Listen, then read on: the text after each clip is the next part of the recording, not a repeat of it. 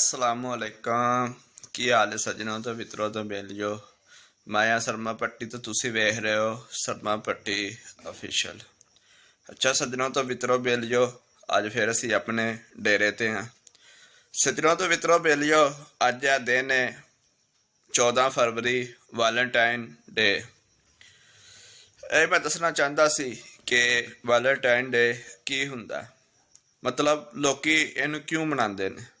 Valentine day एक वो दिन है किहड़े यहूदियां ने साडे ते मसलत कर दिता है।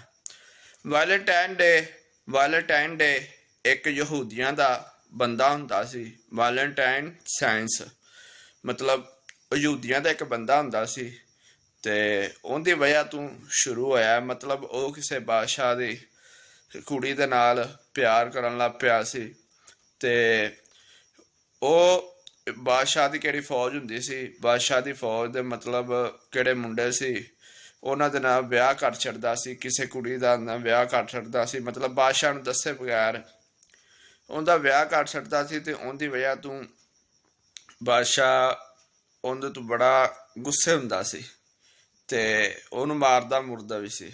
ठीक है, ते उनदी वजह तो लोकां अपना वैलेंटाइन डे मनाना शुरू कर दिता। ते अज दे दौर च साडा भी पाकिस्तान दे विच लोकी वैलेंटाइन डे मनाते फिरदे ने। किवें अज लोकां ने पता नहीं किन्नियां नूं फुੱਲ दिते होने ने, लेकिन उन्हां नूं इह नहीं पता असी किसी दी भैन नूं फुੱਲ दिता है ते उन्हां दी भैन नूं भी फुੱਲ किसे दिता होना। किवें अज मैं एक स्टोरी पढ़िया सी, कहंदा अगली कुड़ी नूं कहंदा मतलब अपनी महबूबा नूं कहंदा तू राती 1 बजे आना है, ओही सूट पा के आना है किहड़ा मैं तैनूं दिता सी। लेकिन अगों दी महबूबा कहंदी है मैं किवें आ सकनी हां तैनूं रात नूं 1 बजे मिलण वास्ते। ठीक है, ते मैं किवें आ सकनी रात नूं तैनूं एक दफा 1 बजे रात नूं 1 बजे मिलन नूं। ते अगों दा महबूब कहंदा मतलब मुंडा कहंदा तैनूं मैं गोलियां देआंगा, तू घरदियां दे मतलब किन्ने भी घर दे फर्द ने उन्हां दे नाश्ते दे विच पा के ते ओह किले नाश्ता खा लैन दे, मतलब रोटी खा लैन दे, ओह बेहोश हो जान दे ते मैं आवांगा रात नूं, तू रात नूं मैनूं मिलना है। ठीक है, ते मैं तैनूं कीमती एक फुੱਲ भी देआंगा नाल तैनूं होर भी गिफ्ट देआंगा। लेकिन ओह रात नूं जा नहीं सकदा ते ओह खड़ी हुंदी इन्हां दी महबूबा हुंदी है, सारी रात इंतज़ार करदी रहिंदी है मेरा इश्क हुणे आंदा है। ठीक है, ते मेरा आशिक हुणे आंदा है।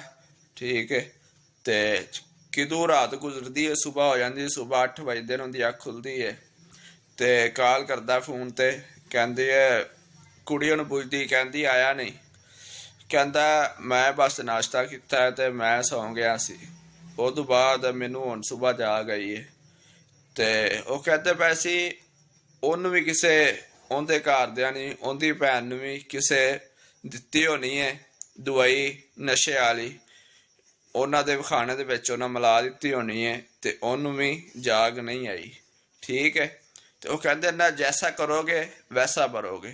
ठीक है, तो अब वैलेंटाइन डे एक ये डे वे किंदे च साडे मुसलमान बस नाम दे मुसलमान ही रह गए ने। ठीक है, तो वैलेंटाइन डे लोकी पता नहीं की करते ने, बेअफैशी हो गई है, हद तो ज्यादा बेअफैशी हो गई है। ठीक है, इनकी वजह तो साडे ते जलजले आंदे पे ने, अल्लाह की साडे ते नाराजगी है, लेकिन असी वो नहीं वेंदे, असी बस नाम दे मुसलमान रह गए हैं। ठीक है, ते दूसरी गल ये वे लोकी जना नूं आम कर छड़िया। अजकल साडे स्टूडेंट ने यूनीवर्सिटियां दे विच जना आम होया पिया। ठीक है, ते वो भी कोई नहीं वेंदा है ते लोकी बाद चों अगर कोई घर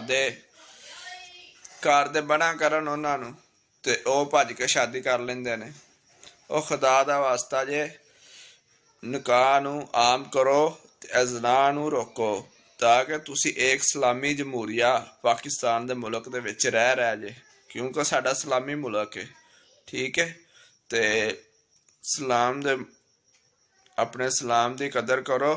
तो अल्लाह ताला ने भी क्या है कुरान पाक में, खबीस औरतें खबीस मर्दों के लिए पैदा की हैं और खबीस मर्दों के लिए खबीस औरतें पैदा की हैं।